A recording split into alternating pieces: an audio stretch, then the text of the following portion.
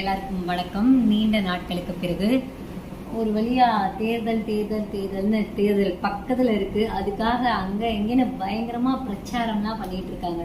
So இப்படி ஊரா போய் பிரச்சாரம் பண்ணிட்டு இருக்காங்க. அதை பத்தி நீங்க என்ன நினைக்கிறீங்க? உங்க ஒப்பீனியன் என்ன மாதிரி எல்லாம் பிரச்சாரம் போயிட்டு இருக்கு? பிரச்சாரம் பண்றது ஒவ்வொரு அரசியல் கட்சிகளுக்கும் அவசியமான ஒரு விஷயம். ஆனா தமிழ்நாட்டில் நடக்கக்கூடிய இந்த பிரச்சாரம் இது வட இந்தியாலையும் நடக்குது, மற்ற நாடுகள்லையும் நடக்குது. ஆனா குறிப்பா இந்த 2024 நடக்கக்கூடிய இந்த தேர்தல் பிரச்சாரம் முழுக்க தனி மனித தாக்குதல்களாக தான் நடக்கிறத நான் பாக்குறேன். இவங்க எல்லாமே தேர்ந்தெடுக்கப்பட்டு பாராளுமன்றத்துல நாட்டு மக்களுக்காக உரையாற்ற போறாங்க.